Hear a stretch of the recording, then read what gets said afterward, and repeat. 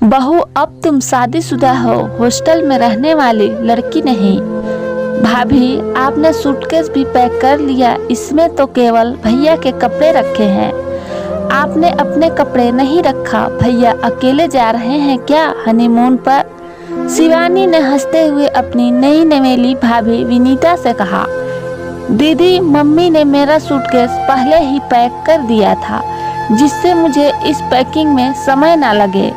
विनीता ने धीरे से कहा। अरे वाह, समधन जी तो बहुत स्मार्ट निकली। हमें भी तो दिखाओ जरा अपना सूटकेस, क्या क्या रखा है तुम्हारी मम्मी ने? कमरे में आते हुए अर्चना जी बोली। विनीता कुछ कहती इससे पहले ही अर्चना जी और शिवान ने उसका सूटकेस उठाया और उसे खोलकर बैठ गई।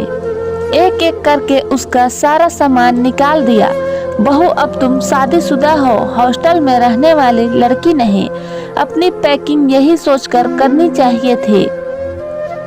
समधन जी को भी अक्ल नहीं कि बेटी की पैकिंग करते समय उसके शादीशुदा होने का ख्याल रखना चाहिए था। मम्मी जी, लेकिन इस सूटकेस में क्या कमी है? विनीता ने विनम्र भाव से पूछा। इतना तो उसे समझ आ गया था कि सही मायने में वो ससुराल में ही है, जहां बात बात में सास ननद बहू की कमी निकालने को तैयार रहती है और साथ ही उसके मायके वालों को भी नीचा दिखाया है। अब ये भी हम ही बताए, देखो इसलिए सूटकेस में एक भी साड़ी और सूट नहीं है, केवल जीन्स और टॉप ही रखे हैं। और ये कैमरा, इसकी क्या जरूरत है? अब तुम शादीशुदा हो, बार बार ये याद थोड़ी ही ना दिलाऊंगी। ये हैट और गोगल और जूते शादीशुदा औरतों पर अच्छे नहीं लगते। बहुत हो गया हॉस्टल के हिसाब से रहना, अब घर के हिसाब से रहना सीख लो। और ये सब क्या है? तुम्हारा सूटकेस अलग और समीर का सूटकेस क्यों पैक करना? इतने सारे कपड़े लेकर जाने की क्या जरूरत? कहीं खो गए तो? एक हिसाब सूटकेस में दोनों के कपड़े रख लो। अर्चना जी मुंह बनाकर बोलती रही। मम्मी, ये टॉप मुझे अच्छे लग रहे हैं, क्या मैं ले लूं? विनीता के 2 टॉप उठाकर शिवानी बोली। हाँ हाँ, क्यों नहीं। अब बहू तो ये सब कपड़े पहनेगी नहीं तो क्या होगा उनका? तुझे जो पसंद आए वो ले लो, अर्चना जी खुश होते हुए बोली। माफ कीजिएगा मम्मी जी, विनीता ने शिवानी के हाथ से दोनों टॉप ले लिए। ये कपड़े मैंने समीर की पसंद पूछकर स्पेशल हनीमून के लिए खरीदे हैं। मैं अपने कपड़े किसी को नहीं दे सकती। रही बात मुझे वहाँ कैसे कपड़े ले जाने चाहिए, तो मैं वहाँ किसी ससुराल में नहीं जा रही, अपने पति के साथ घूमने जा रही हूँ, जहाँ हमें एक दूसरे को समझना है, जिसके लिए हम दोनों जितना कंफर्टेबल रहे उतना अच्छा है। अब मैं वहाँ अपनी साड़ी संभालूंगी या अपने पति के साथ अपनी जिंदगी की नई शुरुआत की बात करूंगी। और ये कैमरा जो है ना, वो हमारे इन खूबसूरत पलों को संजोने के लिए है, जिन्हें देखकर हम हमेशा अपने आप को तरोताजा महसूस करते हैं। वो यादें कुछ हमारे अंतरंग पलों की भी हो सकती है। और ये गूगल और हैट खूबसूरती के साथ साथ हमें धूप से भी बचाती है। ऐसे ही नहीं मेरी त्वचा इतनी ग्लो करती है।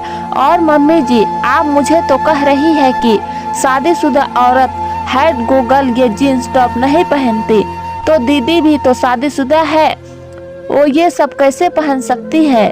क्या वो सासू माँ से छिपकर चोरी छुपे ये सब काम करती है? क्या जब वो अपने हनीमून पर गई थी तो केवल साड़ी और सूट ले गई थी?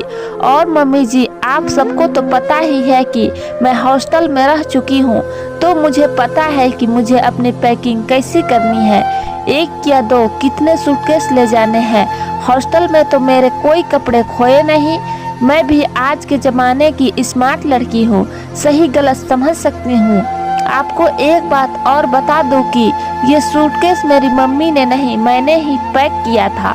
हाँ, मेरी मम्मी ने मुझे आइडिया ज़रूर दिया था कि हनीमून पर ले जाने वाला सामान पहले ही अलग कर के रख लो, जिससे वहाँ सामान ढूंढने में कोई परेशानी ना हो।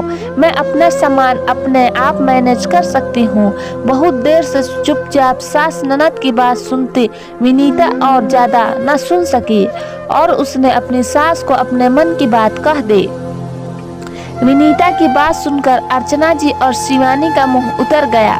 लेकिन उन्हें समझ आ गया था कि बहू पर रोब चलाने के उनके कोई बहाने नहीं चलेंगे, क्योंकि आजकल की लड़कियां समझदार हैं। जैसे ननद को खुली छूट मिली हो वैसे उन्हें भी चाहिए। अपने घर के रिवाज के नाम पर बहानेबाजी करने से कुछ भी हासिल नहीं होगा। हाँ, बहू की नज़रों में खुद को गिरा जरूर लेंगे। इससे अच्छा है बहू को भी इंसान समझा जाए, जिससे उसके मन में हमारे लिए सम्मान बना रहे। तो दोस्तों, मेरी आज की ये कहानी आप लोगों को कैसी लगी? कहानी अच्छी लगी हो तो कहानी को ज़्यादा से ज़्यादा शेयर करें